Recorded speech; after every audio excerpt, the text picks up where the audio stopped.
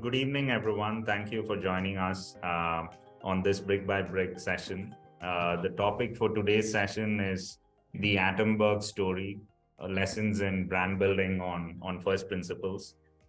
We have with us Arindam Paul, CBO and founding member of Atomberg. He's seen the journey from inception to recently when they clocked 100 crore revenue month. It's a brand that's been built in a very capital efficient manner and I think is well on its way to become a category defining brand. Arindam is one of my favorite LinkedIn and Twitter follows. I think he's literally open sourced the playbook that helped them get here. And, thanks for that, Arindam. I think, that's like great service for the ecosystem. And super excited to have you here with us. Thank you, Hari, for having me here. I think pleasure to be with you guys and share whatever little I know. No, perfect. So, you've published a lot and it was a hard challenge figuring out what we should focus on. So I've picked up 4 areas given we just have 1 hour. It will be Amazon, offline, brand building, and org culture. So let's start with Amazon. We know that you initially started your journey in the B2B channel and then forayed into Amazon. So talk us through the journey to win the trust of the customer on Amazon, and especially in a category like fans, which is a big ticket purchase item. How was that journey, in terms of triggering trial, purchase, however you think about it? Yeah. So I think we started selling fans from October 2015.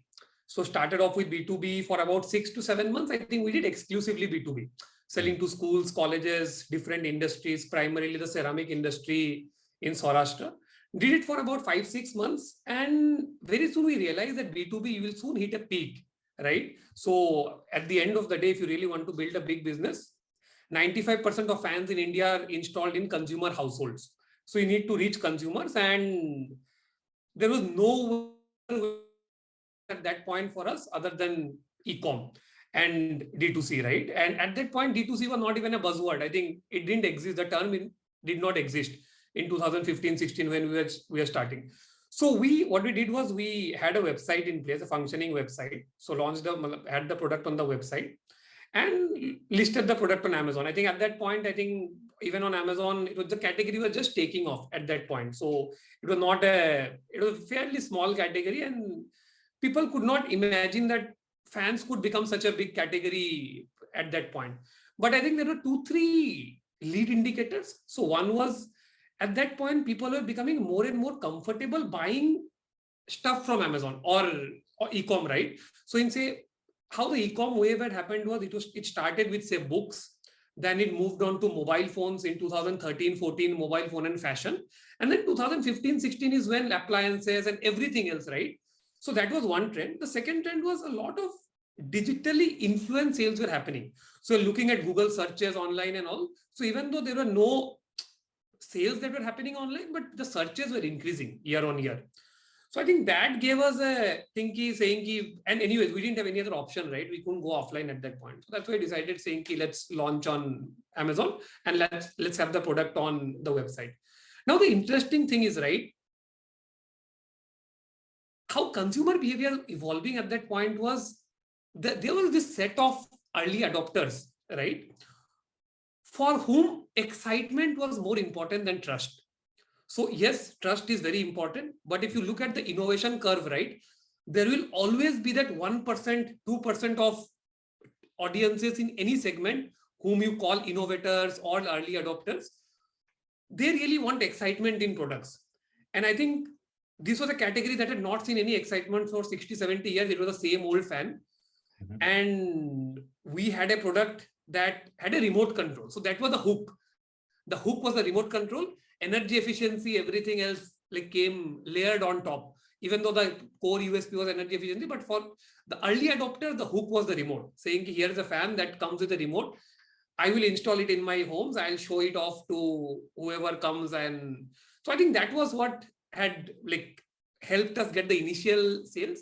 And of course, like Amazon by that point had built that brand saying if you don't like the product, you can always return it back in 10 days, 15 days, and so on and so forth.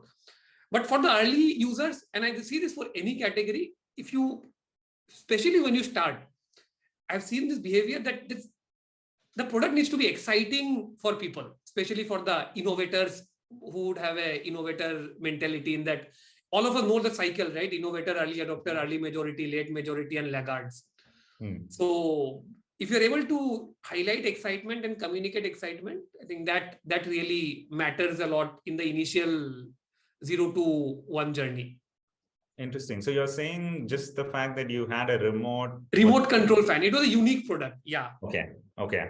And that was enough. And Amazon, one of the other questions I had was how, whether you had to like give any free trial period, etc. That you're saying Amazon took care of. Yeah, Amazon takes care of it. So I think there is, in our category, I think there's this 10-day return. If you do not like it, you can return it within 10 days. Okay, got it. So I think in mattresses, you have the 90 days and all, right? Yeah. Because we were selling on Amazon, so trust was already there on Amazon. They did not trust Atomberg as a brand. They found the product exciting, but they trusted the platform. And that was the reason why we did not bet big on D2C. Because then you were trying to do two things. You were getting people to try and trust where they're purchasing from, as well as trust the brand, which was a difficult battle to fight at that point of time. And that's a conscious decision that we had taken, saying we'll build excitement with the product and let people trust Amazon and buy from Amazon. Okay. And, and so you started selling, and when do you think you hit product market fit, or, I know you like to call it product price market fit. So when was that moment? I think, we launched, say, early 2016 or so, right? And it was October 2016 when this Great Indian, that festival, right? When that sale happens. And we ended up doing 500 fans in that month. And at that point, 500 fans was too big. And that is when we realized we are onto something. And now there are indicators, right? So we launched, say, in around March, and then month on month, we are seeing some indicators. And that's why I tell how do you measure whether you understand you have PMF or not, especially on Amazon, right? The first metric was the ads were becoming more effective. So say, for example, today, if your ads conversion rate was, say, 2%, the ads conversion was becoming 3%. So the ads were becoming more effective month on month. Second is your ratings and reviews are consistently improving. So month 1, you would have, say, 5 reviews. Month 2, you would have, say, 10, 15 reviews. And the ratings were, say, 4.3, 4.4 and all.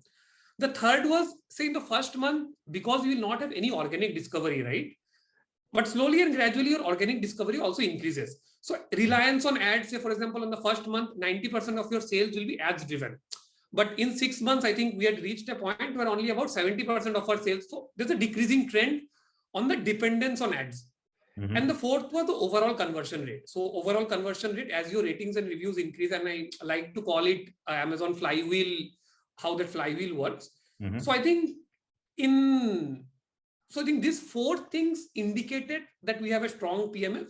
And the moment we had hit this 500, 600 fans in a month, and at that point it was big. I think we were doing around 2,000 fans a month, and 30% of our sales are coming from like Amazon at that point. Mm-hmm. So I think that was when we realized that we have I would not say very strong PMF, but at least the indicators are right. We can improve and build upon it, because the fundamental metrics are all moving in the right direction. Mm-hmm. So, and in fact, the first product, right, it did not look good. It was a very plain vanilla fan. It was built for B2B.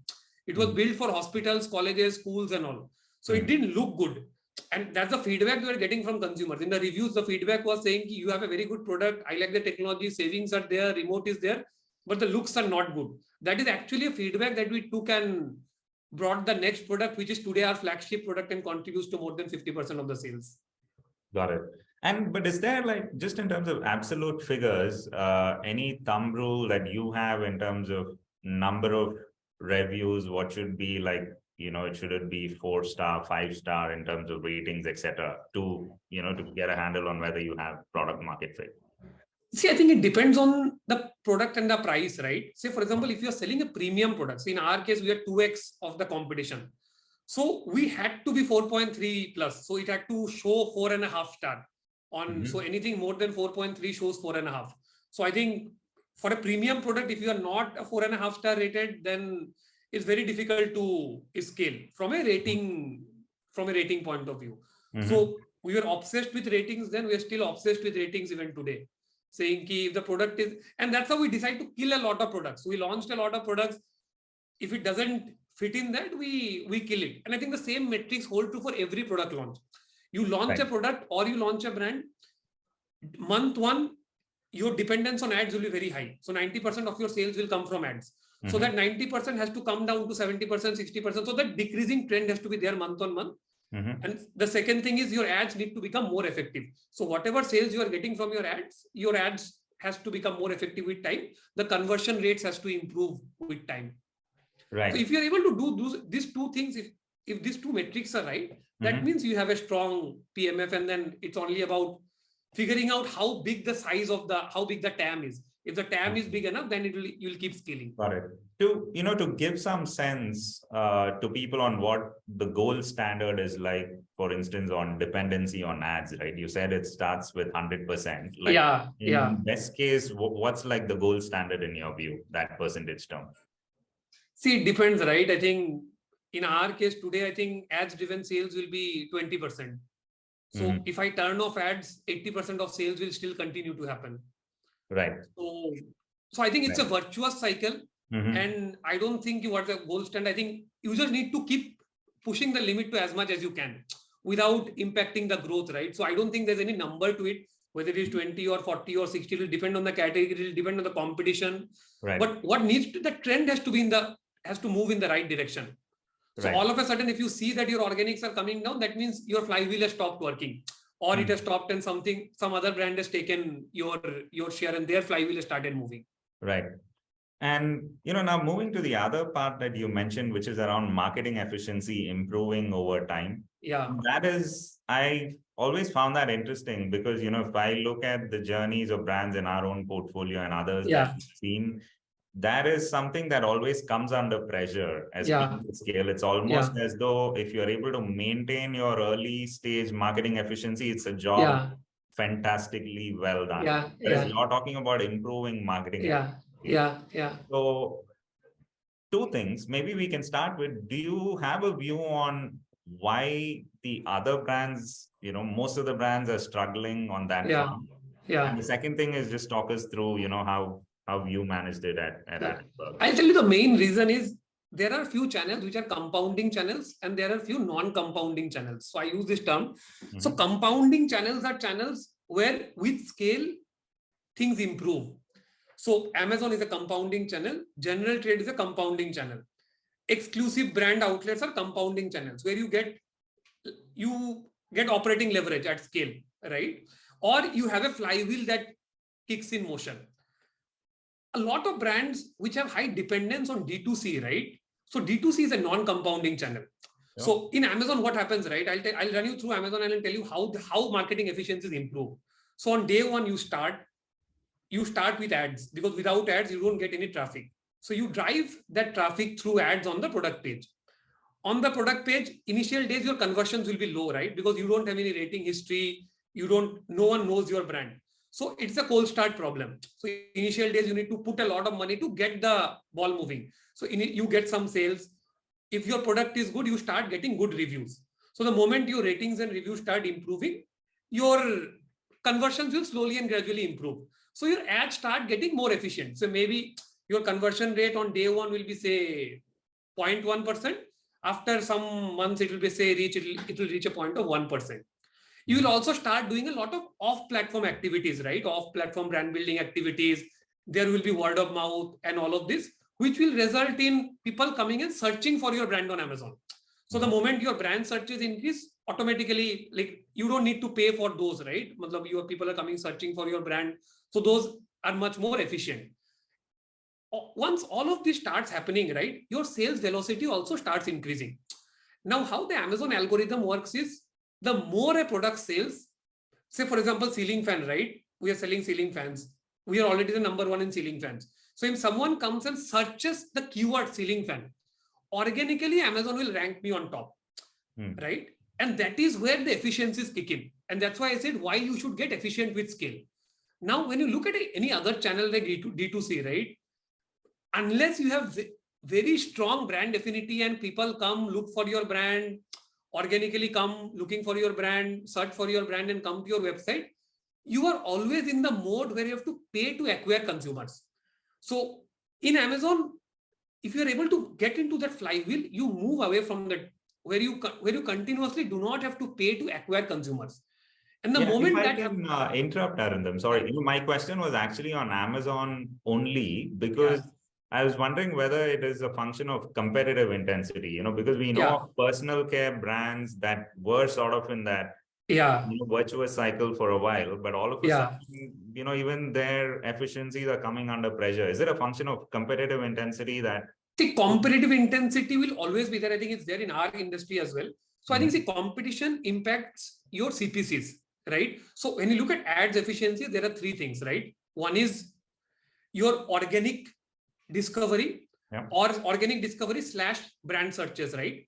If your organic discovery and brand searches are high, you don't need to pay anything for those orders. The second parameter in the ads efficiency is the CPC. Now, CPC is a function of competition intensity, right? So whether your CPC is 20 or 100 or 200 is decided by competition. And the third is your conversion rate. Now, conversion rate again has nothing to do with competition. If you have the right product, right price, right ratings, of course, your conversion rates will keep on improving. So out of three parameters, one parameter is basis competition intensity. The other two parameters are independent of competitive intensity. So if the other two parameters are right, if you are doing enough things outside the platform to build brand awareness, if you are ranking high organically on few keywords, and then you just need to maintain. So in our case, right, so our share of spends on Amazon will be 5%. So it's not that our market share will be, say, 3x of that. So that can only happen if these efficiencies kick into play. And there are multiple ways to optimize. So I think that's the framework that I used to look at. So there is one parameter which is not in your control. So instead of looking at, say, whether my ROAS should be 3 or 4, maybe I say ki, these are two parameters which are in my control. These are the third parameter, which is basis competitive intensity, which let competitive forces decide what the CPC is. And irrational competition might be there for 6 months, 12 months, 18, 24 months. They'll not be there forever. That I completely swear by. Now, that's an interesting way to break it down and how to think about it. Yeah.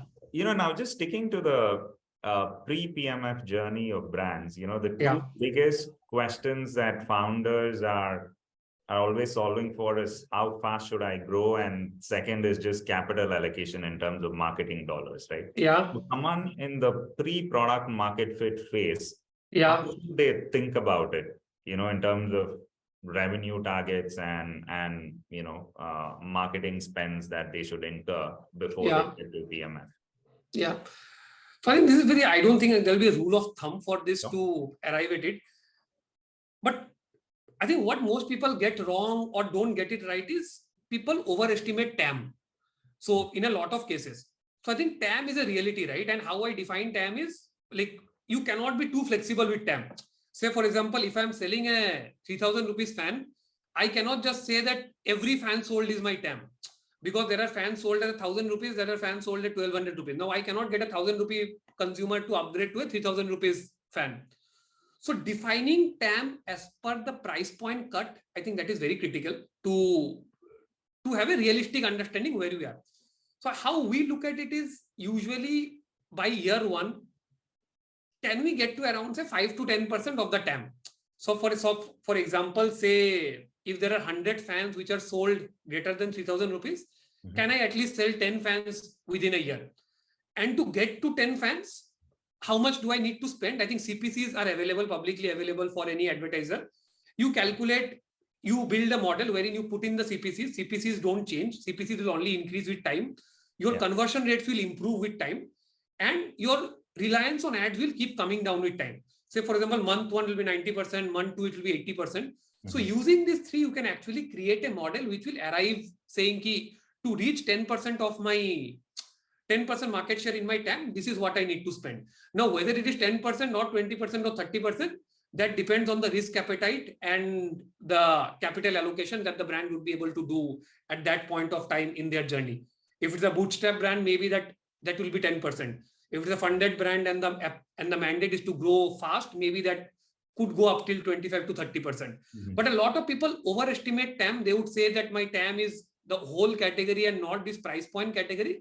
And that's where you end up bleeding and you end up attracting bids on keywords where you should not bid for.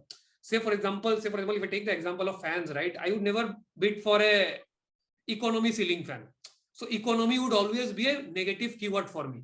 Now that could be a high volume keyword, but I totally understand that is not, like, if I bring in that audience, my marketing efficiencies will go down. Yeah.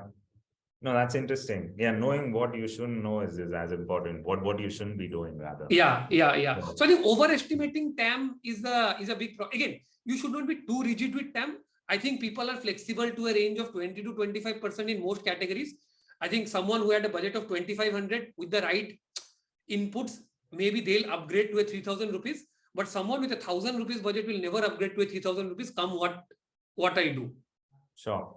And okay. Now, moving on to the post-product market fit phase. Yeah. Actually, one more question in the pre-product market fit phase. Yeah. You spoke about launching multiple products and then killing them. So how long do you give a product till you decide when to? Again, it depends on the scale of the brand. So for us today, it would be in the range of 6 months. Okay. So after putting in, see, if these metrics don't move in the right direction after 6 to 8 months, even directionally, right. So continuously say my ad dependency is in the same, it is not coming down. My conversions are not coming down or even worsening with time. So then we just say that there is no PMF and there is no point in putting more money into. And sometimes it might not be a PMF issue. It might be a product market channel fit issue. So we have seen few products which did well in offline channels because maybe there's a slightly more higher price. People wanted to look and feel. Maybe we are not able to do justice to that on the listing and what could be done organically. Got it. Now switching to the post-product market fit phase, again, we're still focusing on just the Amazon channel. Yeah. So you've gotten to that 10% of the TAM with 4.3 star rating. Right. So when you hit that stage, how do you, more in terms of, again, account for future growth? Yeah. Planning for future growth, capital allocation, how should people think about it? Yeah. So I think one is when it comes to future growth, right? So once you have reached 10%, so you should have a clear justification in your mind, what percentage of TAM you would hit. So year 2 could be 20%, year 3 could be 30%, as long as that is backed with your right product portfolio and all, right? If you think you have the right product portfolio, you have a right to win. And that's a very honest conversation that the founder should have with himself. Saying, do I have the right product and brand to demand 25% market share in the TAM in this price point?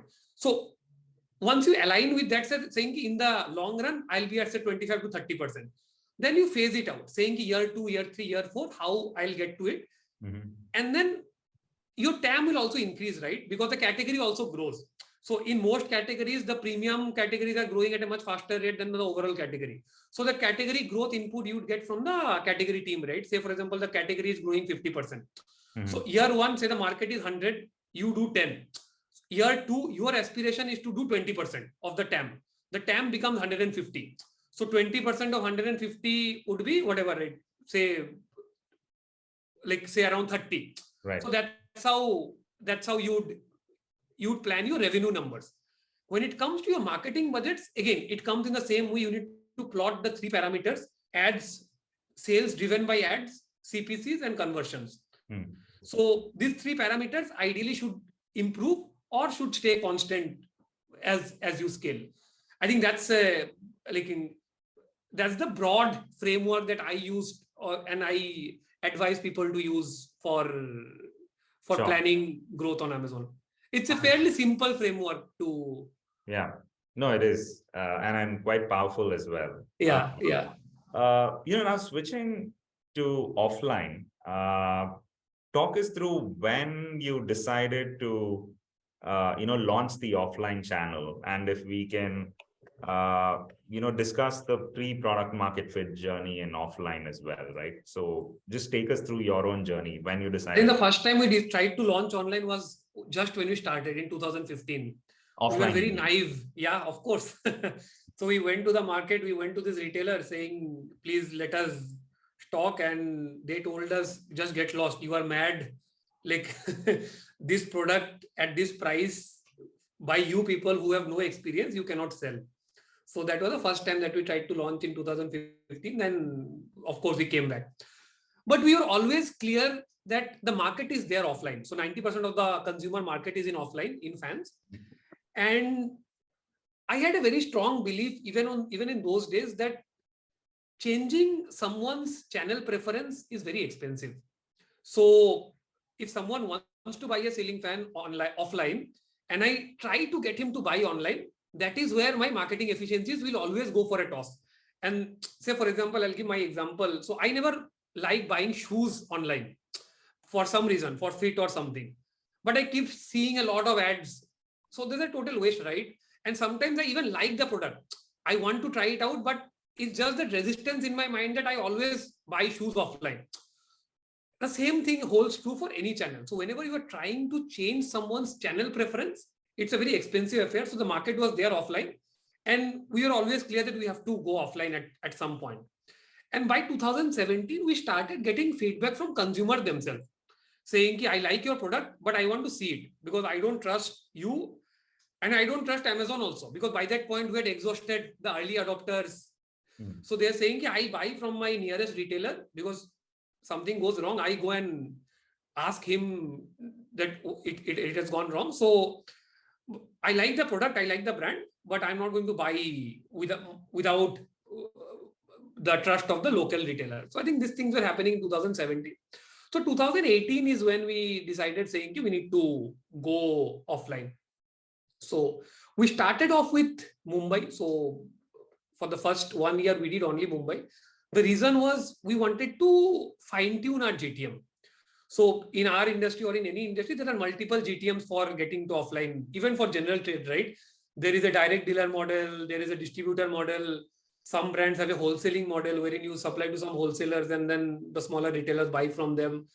Now, I think wholesaling was out of the equation because wholesaling usually works for brands who already have a very strong brand pool. Yeah. So I think we had to choose between, say, whether a direct dealer model or a distribution model. And we said the best way would be to pilot it out. So half part of Bombay, we tried with direct dealers, half part we tried with distributors, and then we figured out what the right GTM would be. So for a year or so, we did this. We figured out what the right GTM would be. We figured out that we had a product market channel fit. I'll maybe tell you what the metrics that we look to arrive, whether we have a, and then once we fine tuned, I think next year we're already getting a lot of online data, where our fans were selling, where the demand was. It was very clear that it was in South and West. I think 80% of our sales were coming from South and West, the 5 southern states and Maharashtra and Gujarat. So that year 2 was expanding into these 7 states and replicating what worked in Mumbai and replicating the same in the 6 to 7 states. Great. And yeah, if you could just talk us through, the metrics that gave you comfort that you had product market channel fit in the offline channel. Yeah. So I think again, primarily, right? So the first thing was we are seeing a lot of repeats. So just like you look at consumer repeats in D2C, right? You look at consumer cohorts. So the same thing in offline is you look at retailer cohorts. So you open retailers and you look at M1, M3, M6 repeats. So the retailer cohorts were very, very healthy for us. What's healthy in your category? Like what would in our category, it's if retailers are coming back, 70-80% of them are coming back and ordering every quarter. That's a very healthy metric for us. So I think that was one. Second is the throughput was increasing. So the same retailer who started off, say, with 5 fans a month, they had moved to around, say, 20 fans a month. So I think these are the 2 primary metrics. So one is the cohorts were improving with time. Second is the throughput was increasing per store. And third is increasingly we were finding it easier to open more counters. So opening the first 20 counters took us 3 months. The next 20 counters took us a month. So, and it was getting easier with time. So within 5-6 months, we understood that there's a product market channel fit. So, and of course, to get to there, I think what got there, I think a lot of inputs, a lot of scrappy things, a lot of non-scalable things to ensure that this happens. With them. Yeah, and tertiary data is a bit of a black box in retail. Yeah. So how were you able to track that accurately? You don't need to track tertiary accurately. I think if you track secondary, right? And see, without tertiary, secondary will not repeat. So at max, a retailer will purchase a product for the first time. But if tertiary doesn't happen, he will not purchase again. So I think we didn't put too much effort in trying to track tertiary. Of course, there are levers. I think we track warranty registration and all of those things. So directionally, we understand that how tertiary is happening, but we are obsessed about secondary and not tertiary. And because if the secondary is happening again and again, without tertiary, secondary cannot happen. Right. And, you said for a year you were just in Bombay, and, what sort of revenues, did you hit at the end of year one? I think we were doing around close to, 50 lakhs a month, more or less. Got it. Yeah, 40-50 lakhs a month, I think we had hit.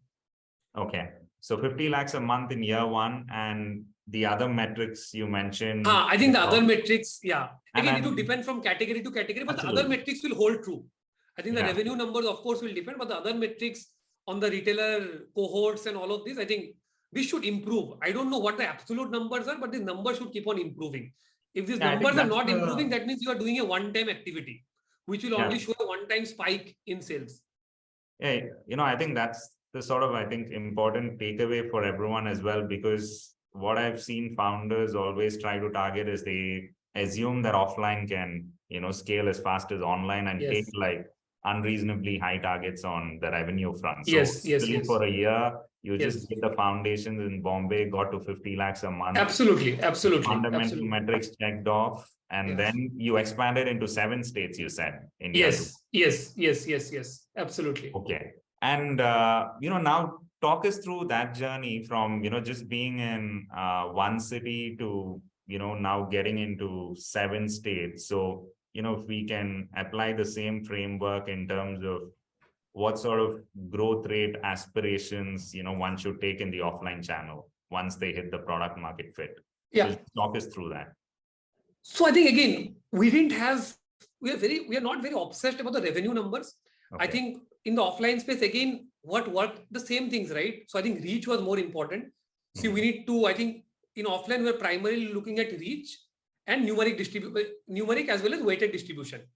So saying I need to be present in the bigger counters and I need to be present in so many counters. So I think that was the most important metric in any market that we launch for the first 6 to 8 months. Because once, and of course the retailer cohorts and all, right? I think what I mentioned. So if this happens, right, and you continuously improve month on month. So if you continuously improve the number of counters built and you continuously improve the throughput from those counters, I think automatically your revenue numbers will keep on increasing. But if you have a primary target saying I need to do so much, that puts a lot of undue pressure and you'd end up taking a lot of short-term calls in terms of appointing the right distributor or dumping some extra material in some counters and that will ensure that you don't spend enough time on sellout. So on driving sellout, I think that's again a very important thing. In the initial 1 year or so, we did a lot of scrappy things, non-scalable things to drive sellout. So in the first year in Bombay, almost every weekend, I used to go to the counters, one of the counters, any of the counters, go and stand there for 6 hours, 8 hours, trying to sell from the counter myself. So, and that did 2-3 things, right? One is that gave a lot of confidence to the retailer saying this brand is serious. If this guy can come and stand for 6-7 hours and try and sell the products. Second is it gave us a lot of learning in terms of what I think no amount of Facebook ad analysis or Google Analytics data or any kind of research will give you the kind of first-hand understanding that you get by pitching your product to consumers at the point of purchase. Because at the point of purchase, consumers don't lie, right? they cannot say, I like this product because if they say, they'll have to buy it. So you get a lot of real-time honest feedback, a lot of scrappy thing. We did a lot of society activations, electrician program, shop boy. So the focus was always to ensure how to get sell out from those counters. And there was no brand awareness, right? We started spending on brand much later. So without brand awareness, how do you ensure sell out? So a lot of these scrappy activities, non-scalable activities, we did it, and it's still a playbook. So even today, for example, if I launch, say, a market in Assam called Dibrugarh, which I'm not there, I will repeat the same thing for the first 6 months. That I will do a lot of scrappy activity. The ASM will go stand there, try and sell himself. If we are not able to sell ourselves from a counter, how will the retailer sell at any point of time? No, that's well said. And, I remember even Virat spoke about the importance of sellout, ensuring and the distributors, retailers getting confidence in the brand. Yeah. So maybe that's another one. But I think all of this can only happen if you are not too obsessed about the primary numbers. Absolutely. But if you're obsessed about primary numbers, then your sales team is everyone is incentivized for that. Yeah. The moment you say, I'm obsessed about sellout, I'm obsessed about repeats. Right. If you place product in a counter, I need repeat from that counter. I don't need another 20 new counters. Yeah, that's an important point as well. Yeah. Just defocusing the importance of primary. Yeah. Great. I think that was useful, Arindam. And, now let us, the other question, when straddling multiple channels, one thing that founders grapple with is maintaining pricing parity. Like you'll have your end of season sales on Amazon, etc. So how would you advise founders to think through pricing across channels? So I think that's something that I strongly suggest everyone, that you need to maintain pricing parity. I think there are no two ways about it, because if you do not do that, you will lose the trust of the channel. Somehow, if the channel thinks these people, and for all digital first brand, that inherent bias is always there. So when we started, that bias, even today, that bias is there, but it is reduced significantly. Saying that this is an online brand, they'll always sell online, they'll sell cheaper online, right? Because a lot of these retailers, they have lost businesses to online, right? So whatever online today, if e-com is today 10% of the GT, so that would ideally have come from GT only, right? So GT is the one who's losing. So inherently, they don't like online as a channel. So I think if you give them any further reasons, saying ki you're finding it cheaper online and all, it's very difficult to build trust with them. So I think, and also it's wrong for the consumer. So consumers today feel cheated when they find the same product is available at different prices in different channels. So I think, of course, there will be trade-offs, but I'm a very strong proponent that you should have the same pricing everywhere, even though the cost of channel might be different in few channels. Some channels might be more profitable for you, let it be. But maintaining pricing parity for a single SKU, if the SKU is available everywhere across channels, is paramount. So even in those big billion days and all, our fans, again, hardly the discounts will be 100 rupees compared to what it is normally. You will never find a 3,500 rupees fan at 2,500 on those days. If that happens, that destroys brand equity, that destroys channel confidence. So no, absolutely, fully aligned on that. But it's a very difficult thing to do, because again, like discounts are like antibiotics, right? So you will see immediate spike the moment you do a discount, but you do it 4 or 5 times, it becomes a habit, and like it's a vicious cycle. You cannot come out of this. What's the maximum discount that you work with at Atomberg? Yeah, I think we have a MOP. So in our category, there's no concept of MRP. So on top of the MOP, I think at max, we go around 7 to 8%. Okay. That will be the prime during, say, the big billion days or a prime day or something like that. But even that price will be higher than what the retailer buys at. So even if the retailer, on those days also, retailers will make a certain margin selling the products. Got it. Okay. Now, if we have to bring this together, just focusing on Amazon and offline in terms of, I know you have a lot of metrics that you track and you've written about, but if you have to distill it down to, say, the top 3 metrics that you track on a daily or weekly basis, what are those?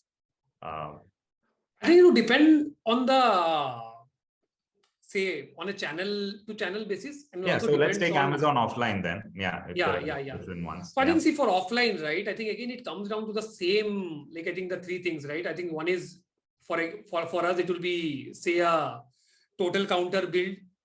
I think that is for every month, how many counters are built, what is the total secondary, and what is the new counter that we are opened. Because now we are in the expansion phase, and so opening new counters is also equally important. So I think these are the three metrics, I think, and which will be important. I think this is one metric. These are three metrics that I've been tracking for the last 4 or 5 years. On a quarterly basis, of course, you look at the retailer churn, the cohort data, and all of those things you look at. On Amazon, again, you look at what your sellout numbers are, what your growth is compared to last year. Last year, same month growth, last month compared to last month, what the growth is.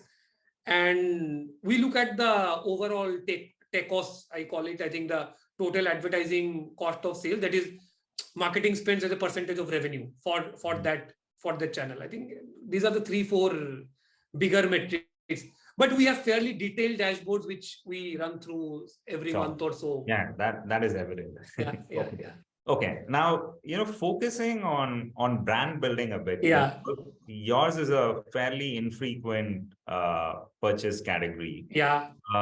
So how do you think about brand building and essentially being relevant to the customer post-purchase in a category like yours? Yeah. So I think slightly counter view I have on this. See, I think people really don't care much about brands. I think brands serve as a shortcut for people to make decision making easy. People want brands to be in the background, right? It's like they don't want brands. See, as brand owners, as part of the ecosystem, I think we are much more obsessed about brands than a normal consumer is. So I think as long as, so I think 2-3 metrics. I think one thing is your awareness number should be there. I think spawned, total awareness, all of this in your TG. I think whatever number, like the awareness metric should be there. As far as being relevance post-purchase is concerned, I think there are only 2 things. One is the product needs to deliver what it committed. If the product doesn't deliver, there's a negative. If the product delivers, you are relevant. Second is, in the worst case, if something happens to the product, you need to give top-notch customer service. And that is something that we have obsessed right from day one, because, and that's the reason why Atomberg is a very unique company where service has always been a front-end function. In a lot of appliances, consumer durables, you will see service is a back-end function, with the only metric being the cost of service should be X percentage of revenue. We never look at it. So in our case, marketing budget is marketing budget plus service budget. So we look at it as the overall budget. So I think for us, being relevant is the product has to deliver on what it commits. And second is, if something goes wrong, we need to delight the consumer with our after sales service.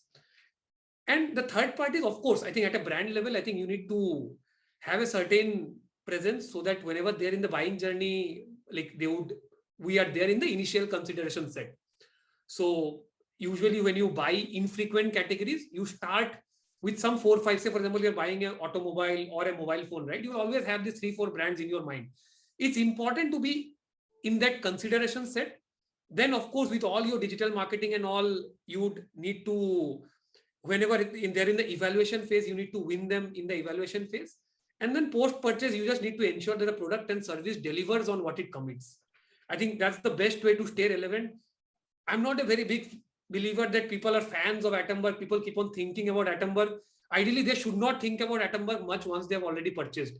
That's the best case scenario for me. If they're thinking too much about Atomberg, they will only think if something goes wrong with the product.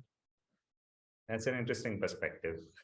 So, next, focusing on culture a bit, what comes through in your posts is just that, very refreshing first principles approach to almost everything, be it branding, etc. Yeah. So how have you created that culture in the organization? I think first principle is a hiring filter for us. So I think we check for that, like in the hiring process itself. So we over-index slightly more on first principle thinking and problem solving rather than saying whether you understand the industry or not. Because understanding the industry, understanding the category, I think those things can be easily taken up. Like if you, or say understanding any channel. So in our case, the entire e-com team, the entire ads team, the entire digital marketing team, none of them had any relevant experience before they started working. So even fairly senior people. So, but all they had was they had first principle thinking, because everything else could be learned. So I think that's And how do you hiring. test for that in hiring? Yes. Sorry. How do you test for that? I think there are multiple ways, right? I think asking questions, like just like how you test for problem solving in consulting, right? Mm-hmm. So there are case studies, there are examples, there are real world examples. On the feet, how can people think, like with numbers, how comfortable they are with numbers and all of this. Right. Framework driven, do they have any mental models? I think so that's a hiring filter. The second part is, along with first principle thinking, there are some skill sets which you need to build. And in a fast growing organization, what happens is those skill sets fairly evolve. Say, for example, skill set that, say, for example, I'll take my example, right? In 2017, I was running a 10 crore organization. Today, it's a 1,000 crore organization. So the skill set that I would have needed to evolve. So I think it's always very important to visualize 12 months down the line, saying 12 months down the line, what will be the scale, and to do my role at that scale, what is the current gap that I have, and I fulfill it. A lot of people wait till they reach that scale, and then it's a disaster for all stakeholders involved. Because the moment I reach that scale, I will not have the time or bandwidth to invest and learn or talk to people and fulfill that skill set. So I think that's a culture that we have built, and we are very open about it. I think right from the founders to everyone, I think we are very open, saying we are all punching above our weights. None of us are qualified to do what we are doing.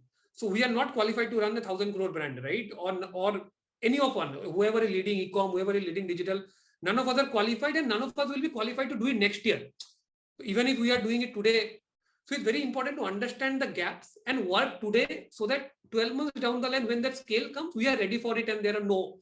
So 50-60% of the people are able to upgrade to the next level, and that's something that we have done pretty well in our course.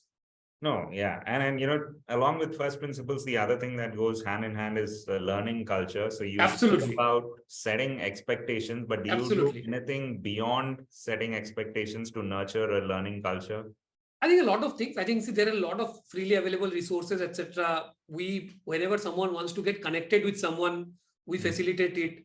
I think, in fact, for me, I was very shameless in the 2017-2018 phase, where I reached out shamelessly to all people whom I thought are experts in their fields.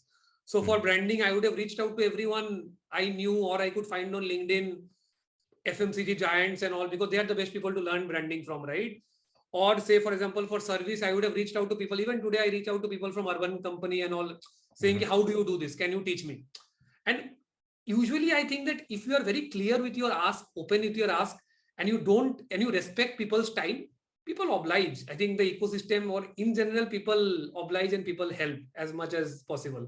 That is one. And second is, of course, I think reading. I think there are enough resources. I think it's not the lack of resources which are there. It's the lack of will or the time that people puts in. Yeah. And also a lot of foundational stuff. A lot of people do a lot of fluffy stuff and things which are good to read. So for example, I would have read at least 3 textbooks on media planning before we started our TV, this thing. Now, I didn't learn TV planning from a blog post or something. I actually read 3 media planning books which are taught in advertising, or a marketing professional or marketing communication professional would know. So I think that culture somehow we have been able to build. Absolutely. And I think it's also a matter of just leading by example, and people know what you do, and they follow. Maybe when we put out the recording, we'll share some of the books, etc., that you would recommend. So I'm just going to start we have a fair bit of questions, the questions one by one. Let me start with Kuldeep's question. So the question is, how do you evaluate market size on Amazon? I think he means when you filter it by pricing, right? How do you get a handle on it? Yeah. So I think the best way to do is you have the bestseller ranks, right? So you look at the bestseller ranks. I think bestseller ranks are publicly available, and you look at the number of ratings or reviews which are there. Usually most products will have a rating review in the range of 2 to 3%. So say, for example, if a product has 1,000 reviews, like you assume 2% review rate, and you get to that number. That is one way. Second way is you talk to the category team. I think most category teams are fairly reachable, fairly open if you have reached a certain small scale. And the third is, of course, there are multiple third-party tools like Helium 10 and all of those, which will give you a keyword listing, and then you can create some kind of proxy saying if the keyword search volumes are this would be the market size. So I think these are three ways you triangulate and you arrive at a number. Sure. The next one is Jitendra from Hair Originals. His is a category creation product on Amazon with little competition. And it's a high AOV product. So I think the question is, how should one think about benchmarks, etc., when creating a new category? I think the question is assessing TAM. Yeah. I think category creation is I think it's a difficult challenge. I don't think there's any right answer for this, right? I think some categories were non-existent. Today they are huge categories. Some categories that did not grow. But I think it's independent of Amazon. I think if you think there's a category, I don't think you can evaluate. But if it's a category creation play, you cannot figure out how big the category is. I think we'll have to have some proxies to come at it. Yeah. So, Jitendra, if I can pitch in, that's how we think about it. It's essentially proxies. What is the customer using for that specific need today? Will more be a top-down approach saying so many consumers are there, so many consumers have this problem. It's very difficult to do a bottom-up in a... The next question is from Jyoti. How did you get the first few offline distributors on board, since you're in a category where incumbents enjoy absolute trust? Very difficult, I think. So this was more difficult than even getting the first investors on board. So the same story, right? You go to this. We should learn from them. So I think the first thing is you go to the retail market. You figure out, you ask the retailers who are the distributors in the market. So you would understand who the top distributors are in that market. So then you go to the distributor and you pitch him his business plan. On day one, of course, the numbers will be low. But again, just like you show the story to the investor on how the brand is going to grow for the next 3-4 years, you need to tell the same business plan to them, saying today you are here and this is how the brand is going to grow for the next 3-4 years.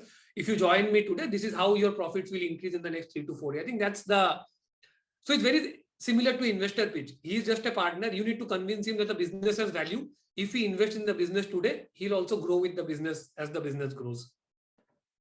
Sure. But easier said than done. Yeah. I think the next one is, what incentives or culture building practices you think has helped drive your sales team? It's an obsessive focus on input metrics. So like and even today, right? So how many counters you are visiting, what you are doing in these counters, it is more important than what numbers you get. If someone does numbers without focusing on the input parameters, I think that's something that we don't reward. So I think this obsession with input metrics is what has really helped us, and we continue doing it today. The moment you start, because I strongly believe that in a lot of categories, including ours, sales team can only do so much to drive sales. At the end, the offline sales team, their objective is availability and visibility.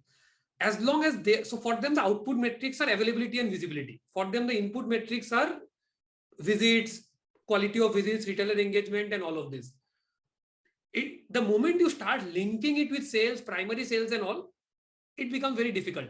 As long as they are making the product available, visible, all the ranges are available, then all of these things, like I think that culture drives in. Of course, I think things like overall numbers and all also play, but I think all of these things come at a later point. Even today, a good chunk of our, say, scorecard goes into defining controllable outputs and inputs for them.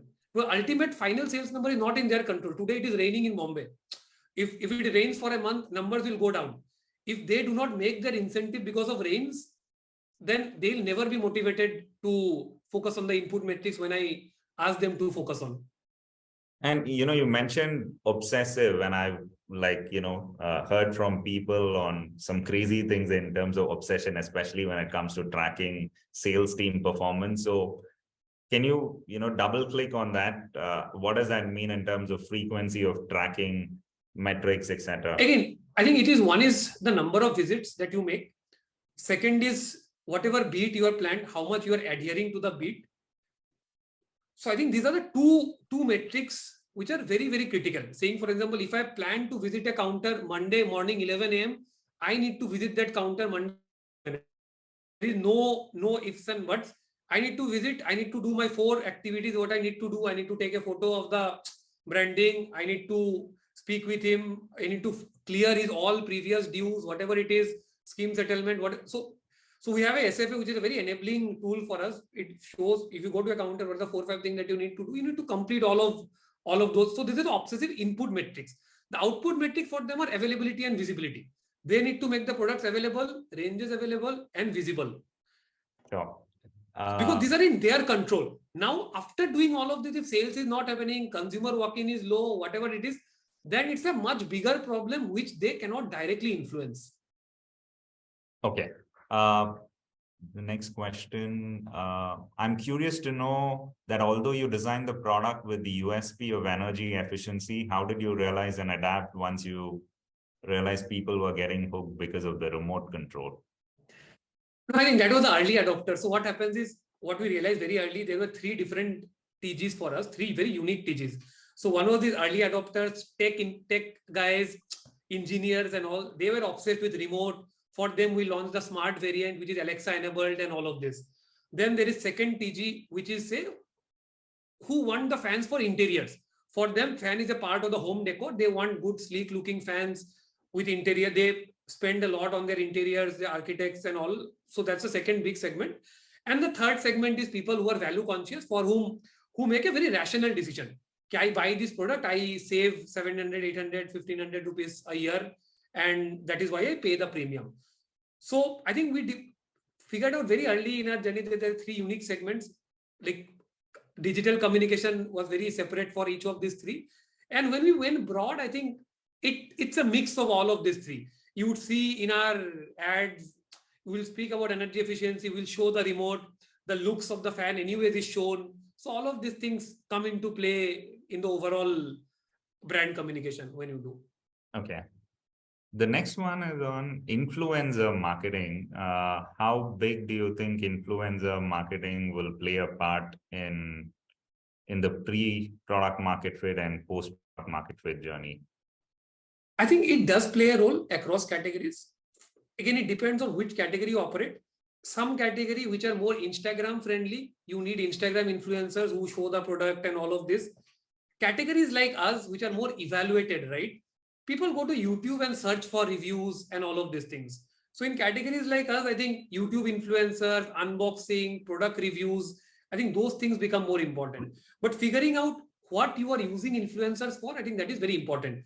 Whether you are using them for building brand awareness or generating trials or getting people to trust the brand, I think the right objective is very important on why you are using influencers. Right.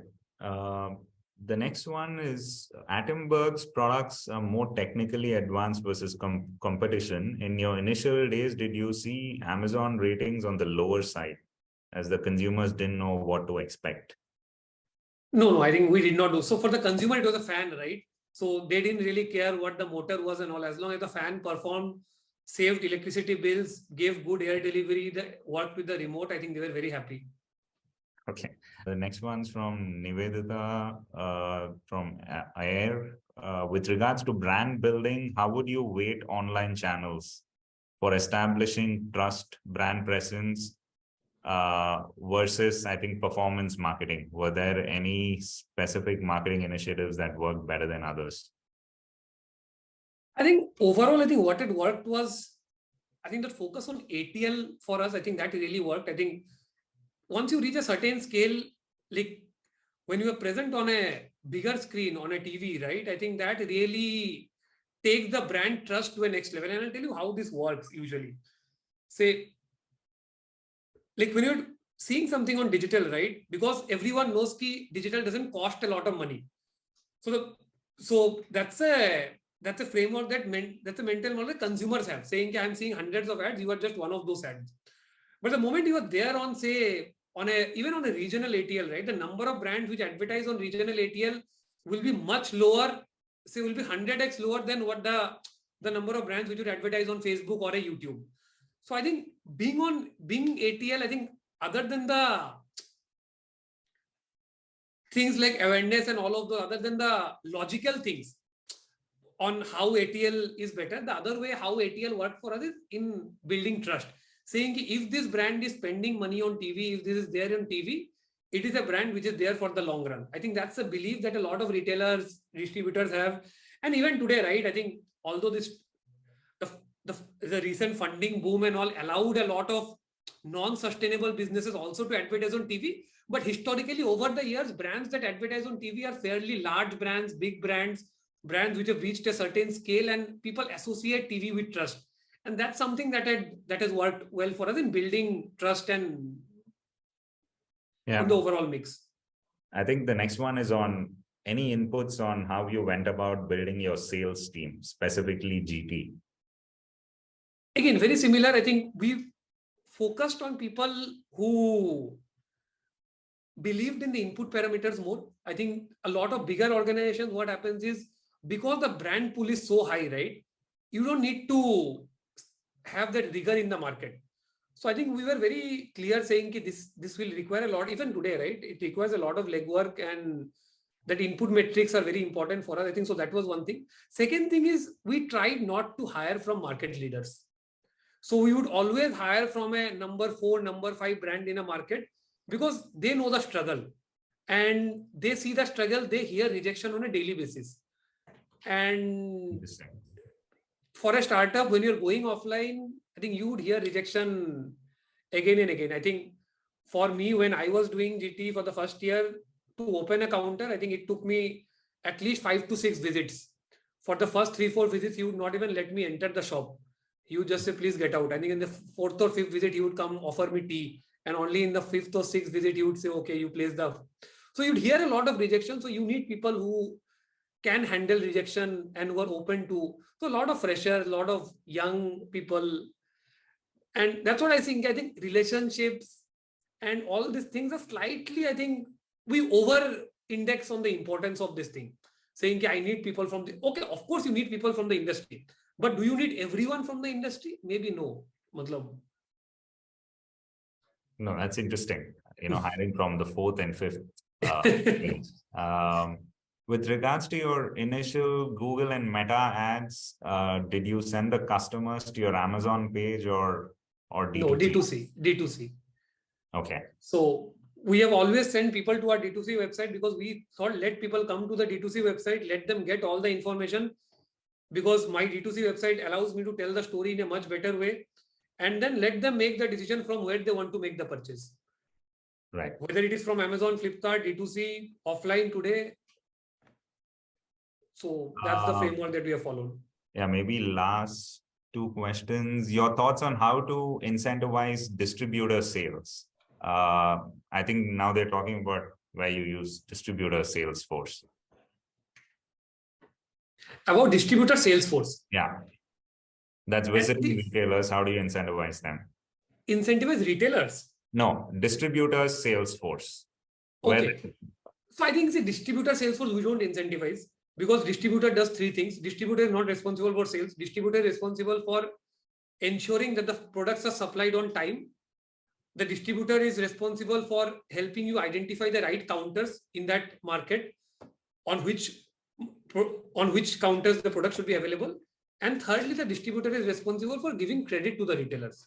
I think these are the 3 things that the distributor cannot be responsible for increasing your sales, at least not for the first few years of the brand. If you are doing that, then you don't have control of your sales. Then you are as good as a wholesaler, right? The distributor is selling wherever he wants to. For us, we are very clear, distributor is solving for only these 3 things. Distributor is solving for identifying the right counters, supplying products on time within 24 hours to the retailer whenever the retailer needs, and giving credit to the retailer. Perfect. I think, we have more questions, but I've taken 10 more minutes. So thanks, Arindam. Really appreciate it. One last question before we wind up. So, for those listening in, if they want to be Arindam, what are the, personality traits, habits that you think could get them there? I think there are 2-3 things I think which I do. Again, nothing unique or something. So one is perseverance. So I think that's a trait that is there key. And I think that would be a trait which will be there with most folks in the startup ecosystem. Key, you just need to survive long enough. If you survive long enough, you will get lucky. And continuously focus on the input parameters without worrying much about what the outputs would be. Second is again hard work. Again, this might divide opinion. Today, you hear a lot about work-life balance and all of these things. But I think that's a trade-off, right? If you really want to do great things, you need to put in the hours. Put in the hours to learn, put in the hours to, because if you're trying to do say 2 things at the same time, right? You're trying to upskill yourself, learn new things, also ensure that the day-to-day operations are running. So usually, like, I think hard work is something that in most rooms, I am the most hardworking people in at least within Atomberg. And of course, the third thing is key. You question status quo. I think you don't just accept what works. Again, the first principle thinking. It's not that if something works this way, it needs to work this way. I think you if you question things from first principle, you would figure out a lot of things are not done fundamentally right. And maybe that's an opportunity for you to do that right. So I think, these 3 things are something that I would associate with my personality traits: hard work, perseverance, and first principle thinking. No, that's amazing. There's one line that I use always. This is like from Jeff Bezos. He likes to call it work-life harmony, not work-life balance. It doesn't have to be at odds with each other, actually. But thanks, Arindam. This was fantastic. Learned a lot and really appreciate the time. No. It was a pleasure, and I hope the people who are listening or who listen to the recordings would find value in whatever we spoke. Perfect. Thanks, everyone. Hello. Thank you, everyone. Have a good evening. Bye.